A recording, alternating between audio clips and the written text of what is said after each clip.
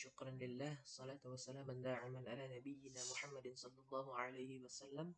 Subhanaka la ilma lana illa ma 'allamtana innaka antal alimul hakim.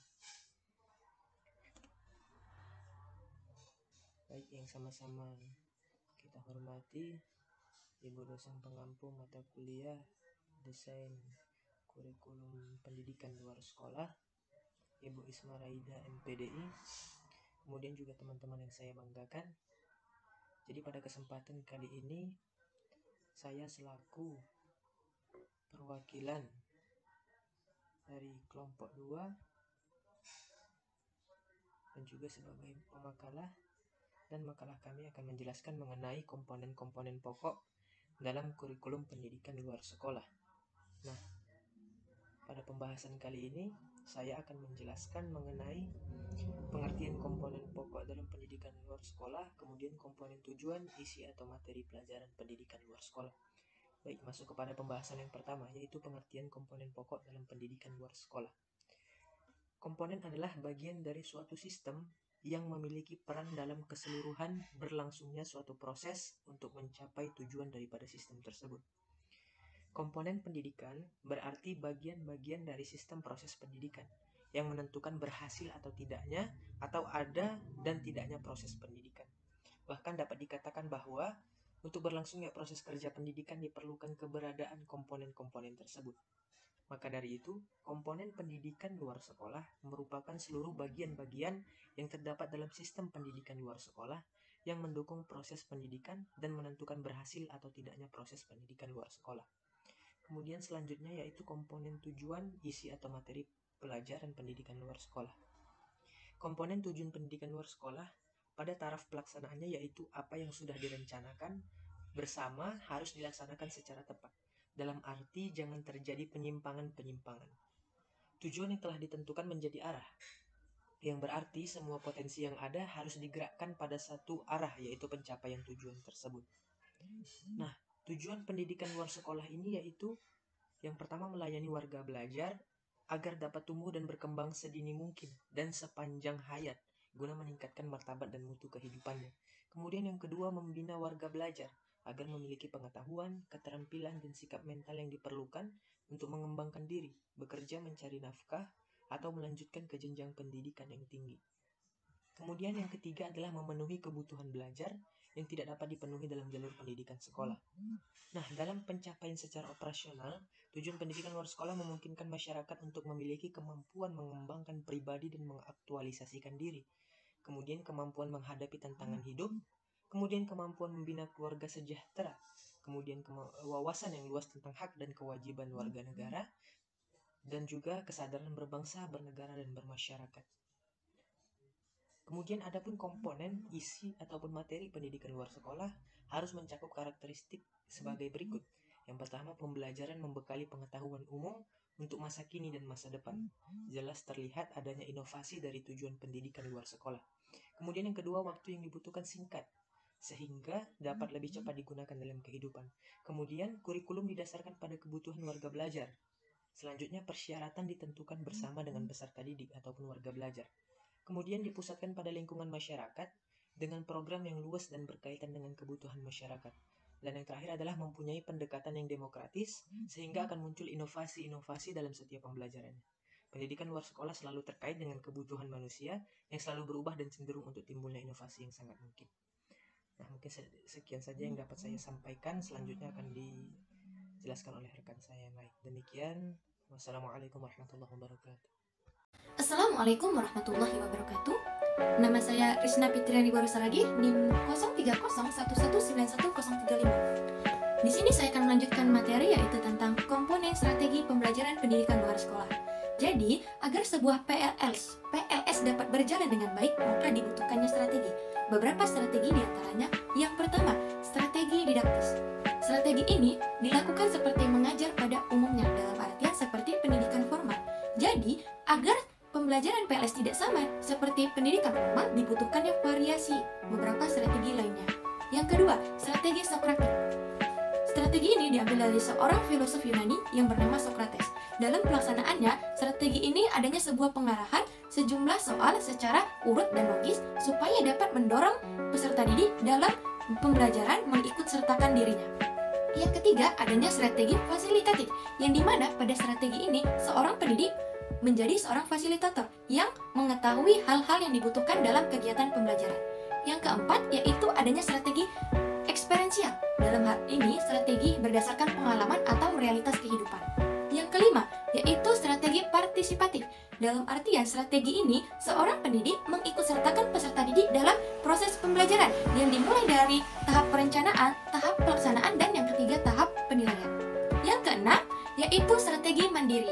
Dalam strategi ini, seorang pendidik membawa peserta didiknya untuk belajar sendiri atau mengambil inisiatif tanpa bantuan orang lain, atau yang biasa dikenal strategi ini yaitu strategi otodidak. Yang ketujuh, yaitu strategi transformatif. Dalam hal ini, pendidik berpotensial berupaya melakukan perubahan yang mendasar kepada peserta didik, terutama kepada pola pikir peserta didik atau mindset peserta didik. Baik, terima kasih. Assalamualaikum warahmatullahi wabarakatuh. Assalamualaikum warahmatullahi wabarakatuh. Perkenalkan, nama saya Irma Sulistia Silayan, NIM 030119327. Jadi di sini saya sebagai pemakalah dari kelompok 2 Desain Pendidikan Luar Sekolah. Nah, teman-teman sekalian, di sini saya akan membahas mengenai komponen media pembelajaran pendidikan luar sekolah dan komponen evaluasi pembelajaran pendidikan luar sekolah. Jadi teman-teman sekalian, media pembelajaran ini ialah segala bahan, alat, metode, ataupun teknik yang digunakan untuk menyampaikan informasi dari sumber ke penerima informasi atau siswa. Nah, selama proses pembelajaran sehingga dicapai proses pembelajaran yang lebih bermutu. Jadi teman-teman, manfaat media pembelajaran ini yang pertama ialah kegiatan pembelajaran akan lebih menarik perhatian siswa sehingga dapat menumbuhkan motivasi siswa. Kemudian yang kedua, manfaat media pembelajaran ialah bahan pembelajaran akan lebih jelas dan bermakna sehingga lebih mudah dipahami oleh siswa dan memungkinkan siswa untuk menguasai tujuan pembelajaran yang lebih baik. Yang ketiga, manfaat media pembelajaran ini teman-teman sekalian ialah metode mengajar akan lebih bervariasi, bukan hanya komunikasi verbal melalui penuturan kata-kata oleh guru sehingga siswa tidak bosan dan guru tidak kecakupan dalam mengajar. Kemudian yang keempat, siswa akan lebih banyak melakukan kegiatan belajar sebab tidak hanya mendengarkan oleh guru tetapi juga aktivitas lainnya seperti mengamati, melakukan, mendemonstrasikan, dan lain sebagainya.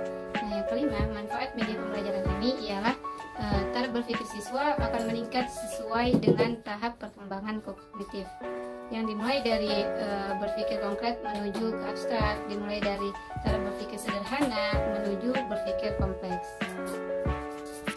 Kemudian teman-teman sekalian, komponen mengajar terdiri dari yang pertama ialah tujuan, lalu bahan pelajaran, kegiatan belajar mengajar, metode, media atau alat, sumber belajar, dan yang terakhir ialah evaluasi. Demikian yang dapat saya sampaikan. Kurang lebihnya saya mohon maaf. Assalamualaikum warahmatullahi wabarakatuh. Bismillah, Assalamualaikum warahmatullahi wabarakatuh. Nama saya Aulia Ramadhani Lubis. Di sini saya akan menjelaskan tentang komponen evaluasi pembelajaran pendidikan luar sekolah. Evaluasi berasal dari bahasa Inggris yaitu evaluation, artinya penilaian atau penaksiran. Menurut Suharsini Arikunto, evaluasi adalah kegiatan untuk mengumpulkan informasi tentang bekerjanya sesuatu yang selanjutnya informasi tersebut digunakan untuk menentukan alternatif yang tepat dalam mengambil keputusan. Dengan evaluasi inilah guru dapat mengetahui prestasi dan kemajuan siswa, sehingga siswa dan guru dapat bertindak dan dapat mengatasi kesulitan selama proses pembelajaran. Ada beberapa cara yang digunakan dalam melaksanakan evaluasi. Yang pertama adalah mengadakan evaluasi dan memberi umpan balik terhadap kinerja siswa. Kedua, memberikan evaluasi yang objektif dan adil serta segera menginformasikan hasil evaluasi kepada siswa. Yang ketiga, memberi kesempatan kepada siswa mengadakan evaluasi terhadap diri sendiri. Yang keempat, memberi kesempatan pada siswa mengadakan evaluasi terhadap teman. Nah, kemudian komponen evaluasi dalam pembelajaran pendidikan luar sekolah terdapat dalam beberapa jenis. Yang pertama adalah jenis evaluasi formatif. Penilaian formatif ini dilaksanakan pada akhir program belajar mengajar untuk melihat tingkat keberhasilan proses mengajar tersebut. Nah, kemudian jenis evaluasi penilaian sumatif, di mana penilaian ini digunakan dan dilaksanakan pada akhir unit program, yaitu akhir semester atau akhir tahun.